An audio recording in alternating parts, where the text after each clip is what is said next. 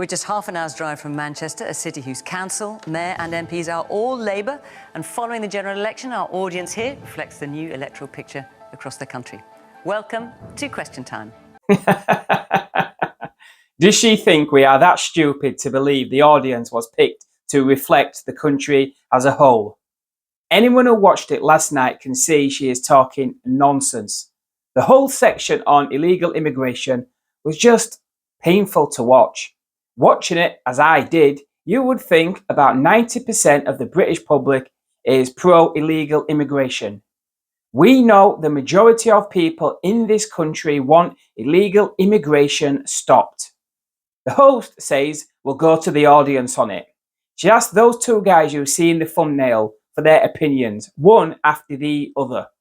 Both went off on lengthy pro-immigration, open borders, all refugees welcome rants, banning on about how all these men are going to come here and become patriots overnight.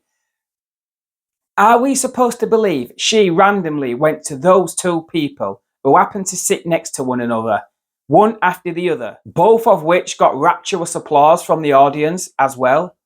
It was obviously set up to push their pro-immigration agenda. It's undeniable. Again, it shows the establishment is not listening to the people. It just keeps ramming its agenda down their throats. Then they had a Liberal Democrat on the panel who just banned on about how it's our responsibility to take in the world. Again, to massive rapturous applause. The Economist on the panel said the same and was no doubt chosen for her left-wing bias. I'm not saying don't have them on, but where was the argument from the other side as to say we shouldn't be taking in all these men? It was just non-existent. Just watch for yourself if you can stomach it. I recorded the main bits. Yes. Well, let's get round our audience. Yes, Manna. Okay. Hi. This discourse that, people have come to this country and they're coming to exploit the country is false. And what's happened is it's prevalent in the current newspaper stories and so on as well. And we've been fed this diatribe that, people coming here to ruin this country, they've not. My parents arrived in Ashton-under-Lyne over 50 years ago. We were given support with English lessons so we could integrate. The local authority provided us with housing.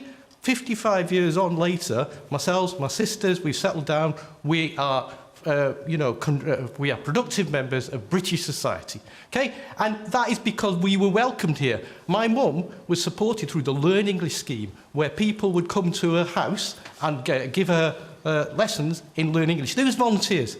Right? What's happening is we're told that these people are other. They're not human. They actually want to make a contribution. And there's a massive employment problem. I go into shops today and there's not enough people to serve me because people aren't willing to do those jobs. There is a labour shortage out there.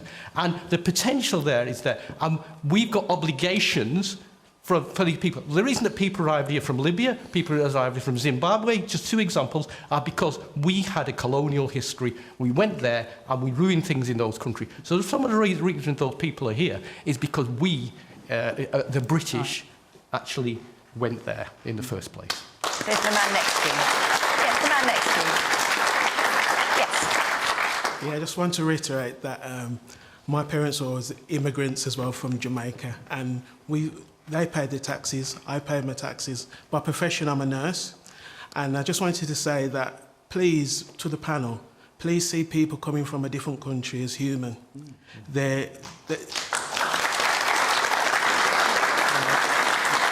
As somebody born to immigrants as well, whether black, white or green, in my profession, I respect everyone, and this is about respect. Please stop demonising people. People have come from some horrendous circumstances. However, I do agree, if it's not being managed properly, it has to be. But please, don't take the human out of the human. Thank you. I mean, the unpleasantness about this debate is matched only by the complete lack of proper information. The reality is 85% of refugees settle in the country next to where they come from. The French take ignore the ones who come through France on the way to here. The French take 3 times more refugees than we do. The Germans take 4 times more refugees than we do. If you put us back in the European Union just for a snapshot, we are 19th in a league table when it comes to the number of refugees we take per capita. So is it a problem? Yes, but fundamentally, it's a problem for refugees. And do we need deterrence? Yes. I'll tell you what is the best deterrent. Competence. That's the best deterrent. If you assess people when they arrive here, and they're not illegal immigrants, they are people seeking asylum. And when you go through and you look at people from Sudan, Afghanistan, Syria, Iran, 90% plus of these people turn out to be genuine refugees. If we have a competent government, and we haven't had a competent government, let's wait and see about this one. If you have a competent government and you assess them quickly and you return the ones that are not refugees, that is your deterrent. Rwanda was a waste of money. If they'd spent that money on caseworkers, we could have processed these people, returned the ones who weren't refugees in a humane way, and let the ones who are genuine refugees become British, pay the taxes and be part of our country, as we should be proud to admit them. Marianne, please, if you would.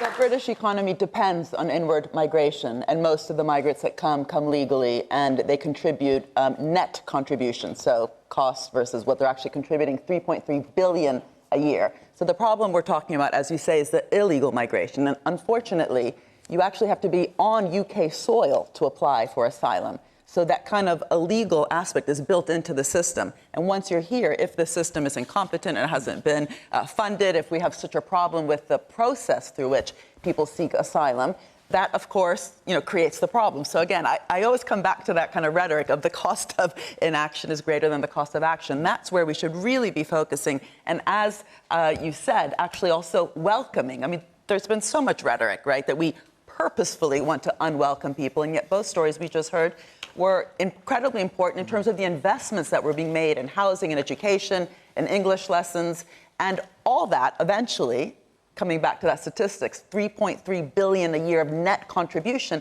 that's also good for the economy. But of course, it shouldn't just be done for the economy. It should be done due to solidarity, the humanity of it.